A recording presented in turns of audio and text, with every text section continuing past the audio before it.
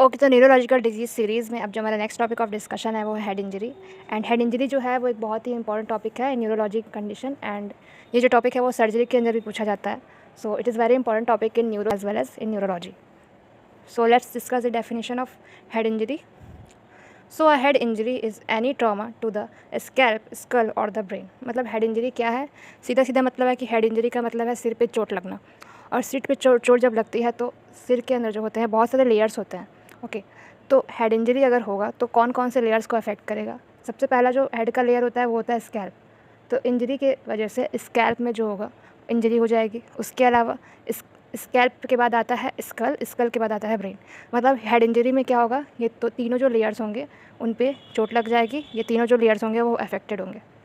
The injury may be only a minor bump on a skull और a serious brain injury. मतलब head injury एक छोटा सा चोट भी हो सकता है.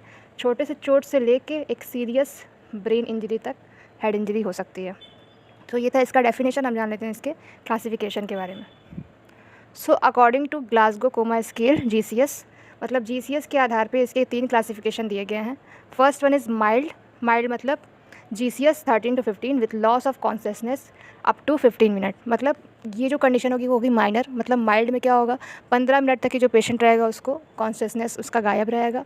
मतलब वो कॉन्शियस नहीं होगा for 15 minutes.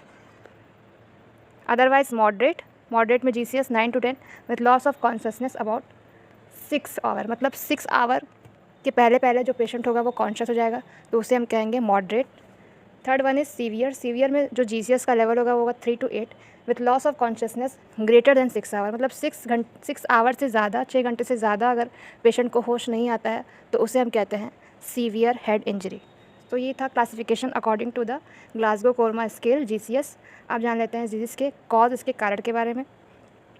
So first one is penetrating trauma, मतलब अंदर घुसने वाला चोट. Second one is blunt head trauma, direct blow. मतलब डायरेक्ट ब्लो, डायरेक्ट हेड पे चोट लगना, उसे कहते हैं blunt head trauma. Third one is motor vehicle accident, गाड़ी से किसी का अगर एक्सीडेंट हो जाता है. उसके अलावा असॉल्ट. साथ ही साथ कुछ स्पोर्ट्स इंजरी, कुछ स्पोर्ट्स होता है जिसमें इंजरी हो जाती है हेड के अंदर, तो उस वजह से हो सकता है. Cerebral oedema. Gun shot trauma, मतलब वो गन शॉट जो ट्रॉमा होता है उसमें गोली वोली लगने की वजह से अगर हेड में इंजरी हो गई है तो उसे हम कहेंगे हेड इंजरी. सो ये था जो था वो था कॉज ऑफ हेड इंजरी. अब जान लेते हैं इस डिजीज़ के रिस्क फैक्टर के बारे में. सो रिस्क फैक्टर्स में जैसे बहुत सारे पीपल्स आते हैं जिनको हेड इंजरी होने के खतरे होते हैं. सो first one is colour blindness. मतलब कोई ब्लाइंड पर्सन है तो उसको बहुत ज़्यादा रिस्क रहेगा कि उसे चोट लग सकती है. Otherwise alcohol addiction. अगर कोई बहुत लंबे टाइम तक अल्कोहल लेता है तो होश में नहीं रहता है, तो होश में ना होने की वजह से उसको हेड इंजरी हो सकती है. उसके अलावा वर्टाइगो. वर्टाइगो का मतलब होता है चक्कर आना. अगर किसी को चक्कर आता है तो उस वजह से भी उसे हेड इंजरी हो सकती है. सो ये था इसका रिस्क फैक्टर. अब जान लेते हैं इसके टाइप्स के बारे में. सो फर्स्ट वन इज़ ओपन और क्लोज्ड. मतलब ओपन हेड इंजरी और closed head injury. So open में ऑब्वियस है कि जो एक्सटर्नल वुड्स होंगे वो दिखाई देंगे, मतलब जो बाहरी चोट होगा वो दिखाई देगा. क्लोज में क्या होगा, no obvious external wounds are seen. मतलब कोई भी ऐसा चोट नहीं दिखाई देगा, वो जो चोट होगी वो अंदरूनी चोट होगी. Other type is site of injury. According to site of injury, so first one is scalp injury, first layer of head. Second one is skull injury, second layer of head. And third one is brain injury which is the third layer of head. Okay, so first one is scalp injury. So scalp has many blood vessel. Scalp के अंदर बहुत सारे blood vessels होते हैं. So any scalp injury में bleed profusely. It includes abrasion, haematoma and laceration. So this was the scalp injury. Next one is skull injury. Skull injury में जो होता है, जो स्कल बोन है उसमें चोट लग जाती है. So skull injury include fracture of the cranium. Okay, fracture हो जाएगा. मतलब स्कल में अगर फ्रैक्चर होगा तो उसे हम कहेंगे skull injury. If severe enough there can be injury to the brain.